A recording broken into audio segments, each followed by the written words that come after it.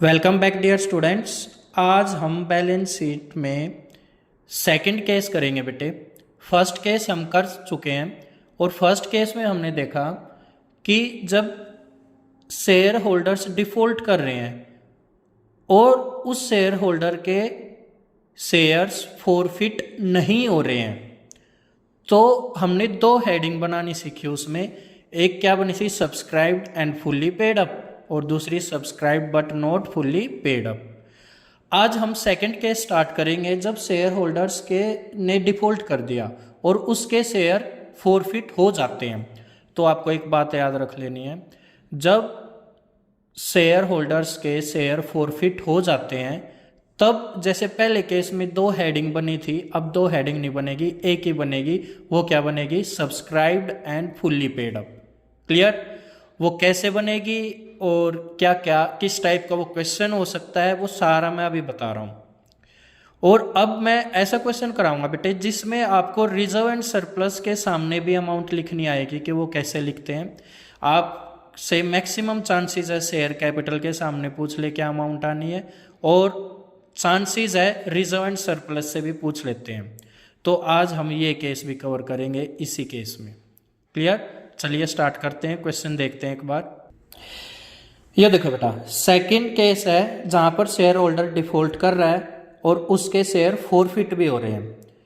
अच्छा देखो, share forfeit होने के बाद आपने ये नोटिस किया होगा कि उसके शेयर री इशू हो भी जाते हैं कई केस में, और कई क्वेश्चंस में शेयर री इशू नहीं भी हुए हैं। तो मीन्स ये डिपेंड करता है कि कंपनी ने जिसके शेयर फॉरफिट किए हैं उसके शेयर री इशू हो रहे हैं या नहीं हो रहे हैं। मैं इसमें आपको वो केस कराऊंगा जब शेयर री इशू हो रहे हैं। क्लियर? देखो बेटा, अच्छा मैंने यहाँ पर भी ये लिखा हुआ है कि जब फॉरफिट हो जाए शेयर तो फिर सब्सक्राइब्ड शेयर कैपिटल के दो टुकड़े नहीं होंगे, सब्सक्राइब्ड शेयर कैपिटल में ही फॉरफिटेड शेयर की वैल्यू ऐड हो जाएगी और वो नेट वैल्यू ऐड होती है। और वो कैसे होती है पहले क्वेश्चन करेंगे बेटे, तब ये आपको जो ये नोट लिखा हुआ तब ज़्यादा समझ में आएगा। इसलिए अभी ये नहीं आ रहा समझ में, कोई बात नहीं, अभी मेरे को सुनो एक बार ध्यान से। पहले क्वेश्चन पढ़ते हैं क्या है। देखो हमारे पास X limited issued 10,000 equity share of 100 each. ठीक है भाई, 10,000 शेयर इशू हो रहे हैं 100 के हिसाब से, और एट अ प्रीमियम हो रहे हैं 20 पर शेयर, प्रीमियम के साथ हो रहे हैं। और पेबल कैसे, एप्लीकेशन पे 30 देने हैं, अलॉटमेंट पे 50, फर्स्ट एंड फाइनल पे 40। अच्छा नोटिस करो बेटा, जो अलॉटमेंट है उसी में प्रीमियम भी है, और प्रीमियम 20 रुपये का। तो ओरिजिनली अगर देखा जाए ये कितने के हो गए, 30 + 20 हो गए ना। ठीक है, चलो आगे देखो। All the shares were subscribed. बेटा लास्ट क्वेश्चन जो मैंने कराया था वो ओवर सब्सक्रिप्शन वाला था, और ये ओवर सब्सक्रिप्शन वाला नहीं है। देखो ओवर सब्सक्रिप्शन हो या मतलब ओवर सब्सक्रिप्शन ना हो, कोई फर्क नहीं पड़ता, खास इसका कोई फर्क नहीं पड़ता। तो ये देखो एक बार, all share were subscribed, amount due on all share were received. भाई सारे शेयर सब्सक्राइब्ड हो गए, कितने, 10,000 के 10,000, और सारी अमाउंट आ भी रही है एक्सेप्ट छोड़कर आशा होल्डिंग 100 शेयर्स। आशा है बेटे वो एक शेयर होल्डर है और उसके पास कितने शेयर्स हैं, 100। वो नहीं दे पाई, क्या नहीं दे पाई, हु डिड नॉट पे अलॉटमेंट एंड कॉल मनी। ये ना तो अलॉटमेंट पे कर पाई और ना ही कॉल मनी, मतलब कॉल मनी का मतलब अब फर्स्ट एंड फाइनल कॉल। ठीक है, ये लिखा भी हुआ है, डिड नॉट पे अलॉटमेंट एंड कॉल मनी। ठीक है, अब एक और है बेटा, Neeru holding 200 shares, did not पे फर्स्ट एंड फाइनल कॉल, मतलब इसने अलॉटमेंट तो पे कर दी बट ये नहीं पे की क्या first and final call. Clear है? अच्छा अब टोटल कितने हो गए, 100 तो हो गए आशा के और 200 हो गए नीरू के, तो टोटल 300 हो गए। क्या कह रहे हैं भैया, देखो दीज 300 शेयर्स वर फॉरफिटेड, ये 300 के 300 शेयर फॉरफिट हो रहे हैं। Out of shares forfeited 150 shares, जिसमें सारे के सारे आशा के हैं, मीन्स टोटल 150 शेयर्स री इशू हुए हैं, जिसमें से सारे आशा के, मीन्स आशा के कितने, 100। तो आप ही बताओ बेटा, अगर 150 शेयर इशू हो रहे हैं जिसमें आशा के 100 हो गए तो नीरू के कितने हो गए, 50 नहीं हो गए। तो इसमें अगर मैं और क्लियर करूं, 100 शेयर तो किसके हैं, आशा के हैं, और 50 किसके हैं, नीरू के हैं। ठीक है। और जो ये रीस हुए हैं राजा को हुए हैं @80 per share as fully paid up. Raja को हुए हैं 80 के हिसाब से, और मैंने याद करो बेटा मैं आपको बताता हूं, जहां पर @ लिख रहा हूं ये तो रीसू वाली एंट्री में बैंक के सामने आएगा, और फुल्ली पेड कितने हो सकते थे, ये फुल्ली पेड हो सकते थे भाई ये 100, तो ये 100 आ जाएगा शेयर कैपिटल के सामने। कैसे आएगा मैं बताऊंगा, अभी क्वेश्चन से में करेंगे। आपको इस क्वेश्चन में क्या करना है, जर्नल एंट्री पास करनी है और बैलेंस शीट भी 4 फीचर के बाद जो बनेगी वो प्रिपेयर करनी है, मीन्स बैलेंस शीट आपको प्रिपेयर करनी है। चलिए अब स्टार्ट करते हैं बेटे। तो बेटा देखो एक बार हम है ना मेनली पहले 4 फीचर की एंट्री करेंगे, क्योंकि उससे ज़्यादा बेटर अंडरस्टैंडिंग हो जाएगी आपकी। आपको 4 फीचर की एंट्री आती है, कोशिश करो एक बार खुद बनाओ, नहीं बन रही है तो कोई बात नहीं है, एक बार वीडियो में देख लेना, पर एक बार कोशिश कर लेना खुद से भी बनाने की। देखो आपको पता है जब 4 फीचर की एंट्री होती है वो क्या होती है, शेयर कैपिटल अकाउंट डेबिट हो जाता है।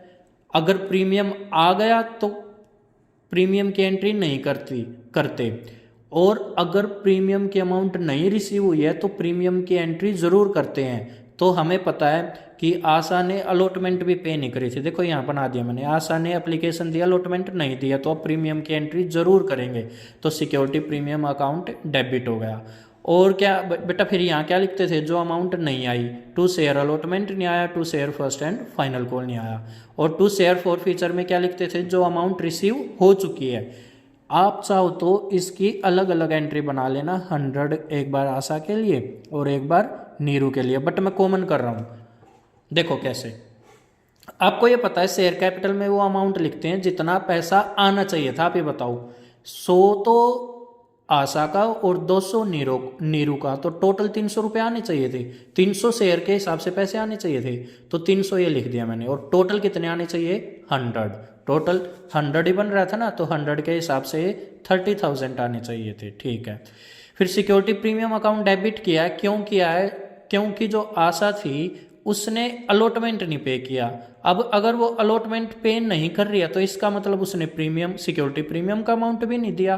तो भाई अब देख लो सिक्योरिटी प्रीमियम पे कितना पे करना था, प्रीमियम की अमाउंट थी 20 रुपीज़, तो असली में अलॉटमेंट के 30 रुपये थे। क्लियर है, तो प्रीमियम 20 का हो गया ना बेटा, तो security premium reserve account debit 100 × 20 ये हो गया 2000। यहाँ तक आगे बात समझ में। अब आ जाओ शेयर अलॉटमेंट में। अलॉटमेंट में देखो बेटा, अगर मैं आशा की बात करूं तो 100 × 50 होगा, क्योंकि यहाँ पर प्रीमियम आ गया ना, तो प्रीमियम ये ऑटोमेटिक यहाँ 50 इसलिए लिखा है कि यहाँ 20 हो चुका है और ये 50, तो इस 50 में से 20 कट के तो 30 ही बचेगा। ऐसे अगर नहीं समझ में आ रहा बस ये याद रख लेना, अलॉटमेंट में इंक्लूडिंग प्रीमियम अमाउंट लिखते हैं अगर प्रीमियम का अमाउंट रिसीव नहीं हुआ है। तो आशा की तरफ से रिसीव नहीं हुआ है इसलिए 50 लिखा है, क्योंकि इसने प्रीमियम नहीं दिया, और इंक्लूडिंग प्रीमियम लिखेंगे यहाँ पर कि भाई टोटल इतना पैसा नहीं आया है। ये तो आशा का लिख दिया। नीरू का बेटा, नीरू का तो देख लो कितना नहीं आया, नीरू ने तो अलॉटमेंट पे ही कर रखी है भाई, तो नीरू का कैसे लिख सकते हैं, लिख ही नहीं सकते। क्लियर है। अब आ जाओ फर्स्ट कॉल। बेटा फर्स्ट कॉल ना तो आशा ने पे करी और ना ही फर्स्ट एंड फाइनल कॉल किसने पे करी, नीरू ने, तो टोटल 100 और 200 300 के हिसाब से नहीं आ रहे। तो यहाँ पर देखो एक बार 300 इंटू, और फाइनल कॉल कितने की है अपनी, फाइनल कॉल है अपनी ये है बेटा 20 रुपीज़ की। कैसे निकली 20 रुपीज़ एक बार देखना, 30 और 30 और 30 सर क्यों ले रहे हो, क्योंकि 20 तो इसमें प्रीमियम है, 30 और 30 कितना हो गया यहाँ पर 60, और सॉरी ये है फिर 40, तो ये 40 आनी चाहिए भाई, मैं गलत बोल गया था, तो 40 है भाई ये। तो 300 इंटू यहाँ कितना करना है मेरे को, 40 करना है, तो बेटा आप ये मल्टीप्लाई कर देना, ये 12,000 आ जाएगा। समझे हुए बात, मैंने गलती से फर्स्ट एंड फाइनल पे 20 लिख दिया था, 20 नहीं है वो 40 के हिसाब से पैसे आने उसके, 40 के हिसाब से, तो ये टोटल 300 हो गए ना जिन्होंने पैसे नहीं पे करे, इसने और इसने, तो 300 इंटू 40 कर दिया मैंने। फोर फीचर में क्या लिखते हैं, फोर फीचर में लिखते हैं जितना अमाउंट हमें रिसीव हो चुका है। तो कौन सा अमाउंट रिसीव हो चुका, देखो ये हुआ इसकी तरफ से तो, और इसकी तरफ से ये और ये हुआ, तो यही लिख रखा मैंने। देखो 100 इंटू 30 तो इसके 100 इंटू 30 तो इसके हिसाब से हुआ, और नीरू का कितना हुआ 200 इंटू 30 और 50। आगे ये बात समझ में 50, पर 50 बेटा इसमें मेरे को ये पता है इस 50 में 20 तो 20 तो प्रीमियम का है, तो असली में ये कितना है 30 है, तो 30 प्लस 30 कितना हो गया 60।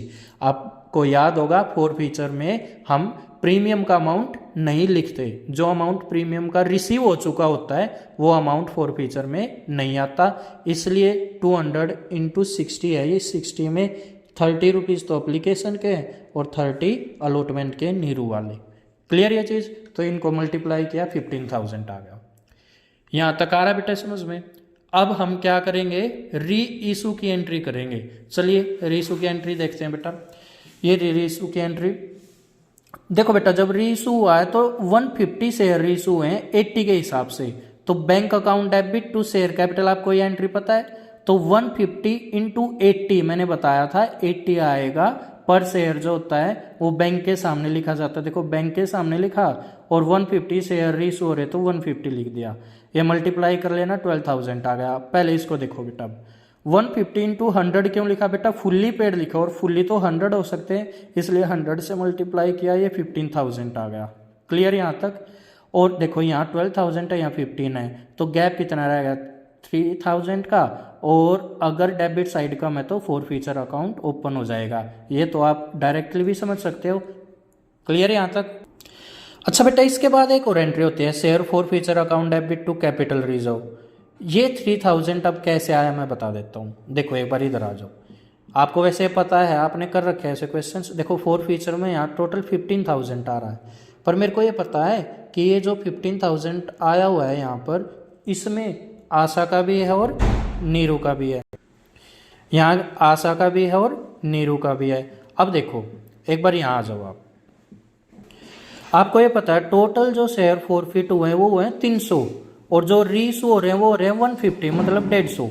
तो भाई पहले तो बेस सेम करना पड़ेगा यहाँ तक पहुँचने के लिए, तो वो कैसे करेंगे देखो एक बार।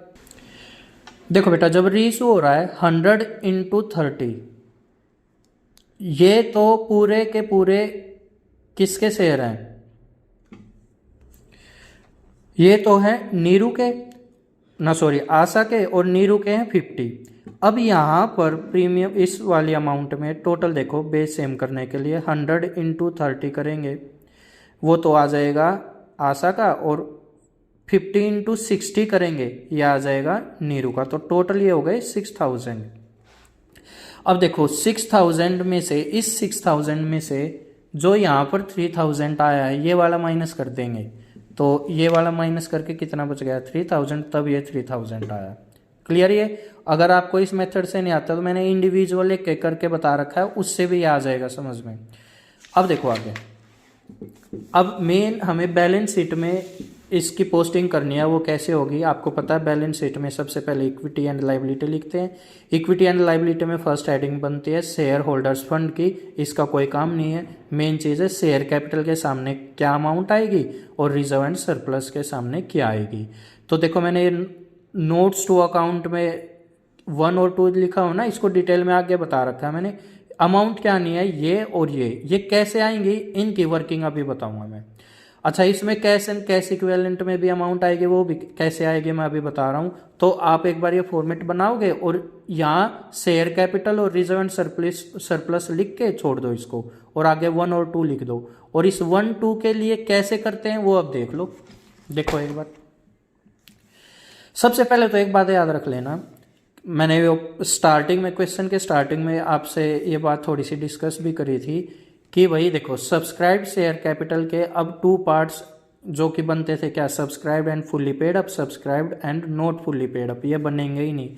क्यों ये बनाने की नीड क्यों नहीं है, क्योंकि अब शेयर फॉरफिट करके हमने जो डिफॉल्ट किया ना शेयर होल्डर्स ने, नीरू ने और आशा ने, उसको रिपेयर कर दिया है बेटे। फॉरफिट करने के बाद जो शेयर हैं हमने जिसको दे रखे थे वो जब्त कर लिए, तो कंपनी का तो फायदा हो गया।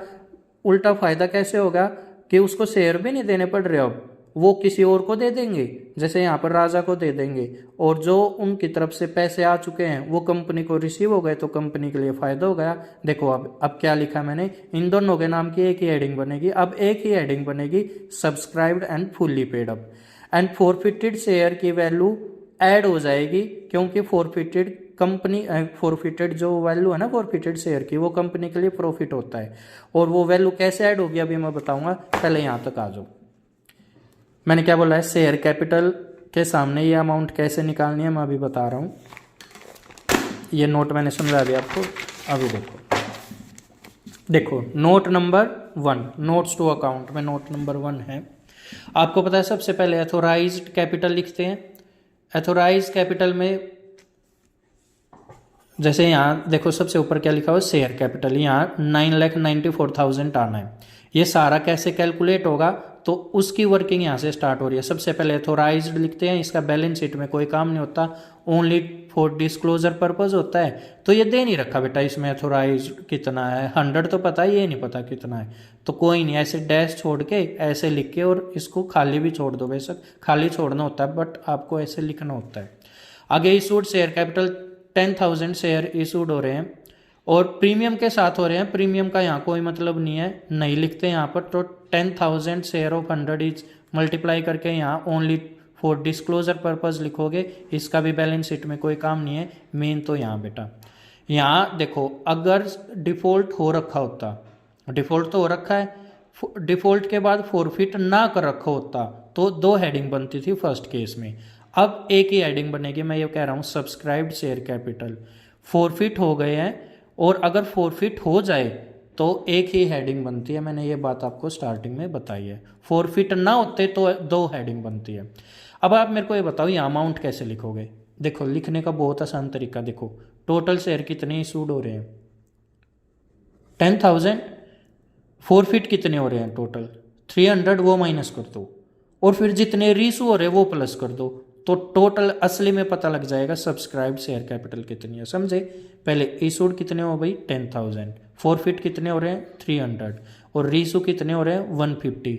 ये बेटे प्लस माइनस करो, ये आएगा 9,850। अब इसको 9850 को मल्टीप्लाई कर दो 100 से, ईच है ना 100, तो इतना रुपए आना चाहिए। ये चीज़ आ गई समझ में।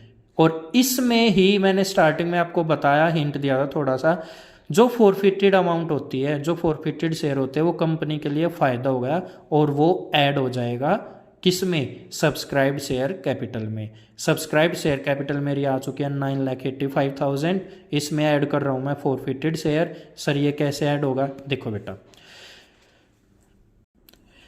बेटा जैसे यहाँ पर फॉरफीचर में कितने आए थे 15,000 आए थे फॉरफीचर वाली एंट्री में, फिर कितने आए थे रीशू वाली में, फॉरफीचर में 3,000। देखो ये कंपनी का फायदा क्रेडिट साइड आया है, और जो रीशू में ये डेबिट साइड आया ये कंपनी के लिए लॉस हो गया, एक्सपेंस हो गया या लॉस हो गया। 3,000 माइनस कर देना, ये मीन्स इस 15 में से ये 3,000 माइनस करो। और खास बात देखो बेटा, ये जो यहाँ पर आता है ना कैपिटल रिजर्व वाली एंट्री होती है third, forfeiture to capital reserve, ये वाला भी माइनस करना होता है। हाँ, क्योंकि ये अलग से किस में चला गया, फॉरफीचर टू कैपिटल रिजर्व में चला गया, और हमें कौन सा कहाँ पर पहुंचानी है अमाउंट, रिजर्व एंड सरप्लस में पहुंचानी है ये वाली अमाउंट। तो आप डायरेक्ट ऐसा समझ लो कि जो यहाँ अमाउंट होती है फॉरफीचर में, उसमें से ये भी इस 15,000 में से रीशू वाला जो फॉरफीचर अगर आ रहा है वो भी माइनस करते हैं, और कैपिटल रिजर्व वाली एंट्री में जो जाता है फॉरफीचर से वो भी माइनस कर देते हैं। तो टोटल देखो, अब यहाँ भी लिखा हुआ है मैंने, फॉरफीचर वाली एंट्री में 15,000 है, रीशू वाली में 3,000 है, और कैपिटल रिजर्व वाली में भी 3 है, तो नेट कितना बच गया 9,000। तो यहाँ पर 9,000 लिखना, और अब देखो ये ऐड करना है, इसमें कर दो ऐड, ये 9,94,000 आ गया। और यही मेरे को बताना था कि ये अमाउंट कैसे आएगी। देखो बेटा यहाँ पर आ रखी है ये अमाउंट 9,94,000। अब मैं बताऊंगा रिजर्व एंड सरप्लस में अमाउंट कैसे आती है। यहाँ तक आ रहा है समझ में? अगर नहीं आ रहा ना बेटा, दोबारा से देख लेना इसको, वीडियो को रिकॉर्ड, इस रिकॉर्डिंग को दोबारा से देख लेना। आ जाओ अब आके।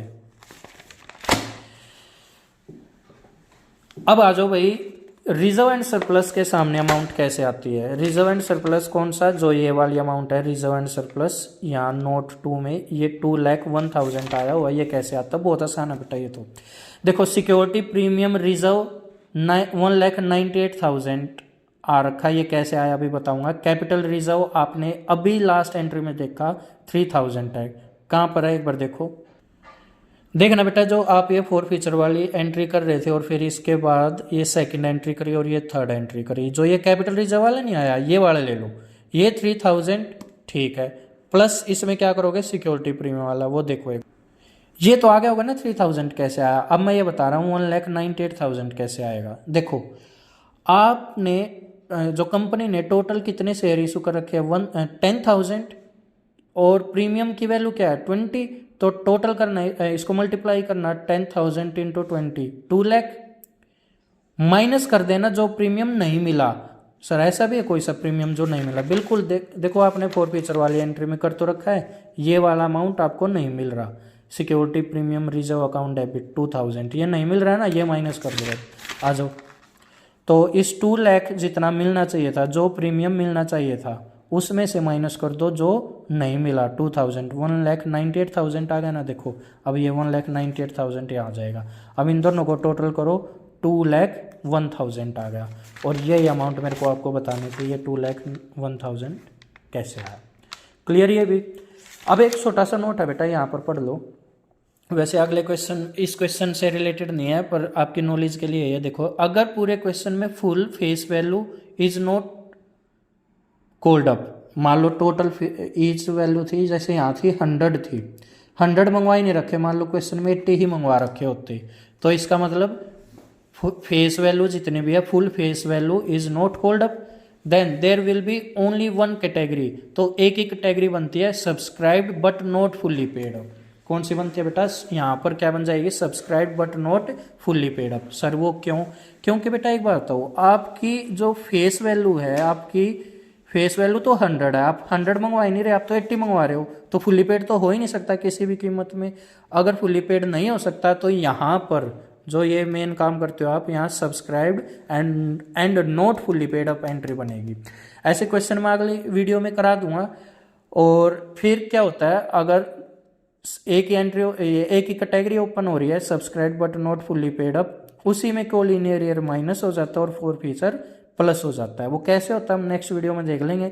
मेन आपका यहाँ तक था बेटा जो आपको समझना था, एक बार जल्दी से देख लो। आपको क्या करना होता है, इक्विटी एंड लायबिलिटी लिखना होता है यहाँ, और यहाँ की अमाउंट निकालनी सीखनी है। आपने इस केस में ये देखा है कि भाई 4 फीचर कर दिया, 4 फीचर कर दिया तो नोट्स टू अकाउंट में एक ही एंट्री, एक ही कैटेगरी बनेगी। वो कैटेगरी क्या बन रही है, सब्सक्राइब शेयर कैपिटल वाली एंट्री बन रही है, means subscribe share capital, subscribe and note fully subscribe and note fully paid up, वो वाली एंट्री या कैटेगरी हमने नहीं बनाई है, एक ही कैटेगरी बन रही है यहाँ पर। ठीक है बेटा, अभी भी नहीं समझ में आया और वीडियोस भी बनेंगी, उनमें देख लेना। Thank you.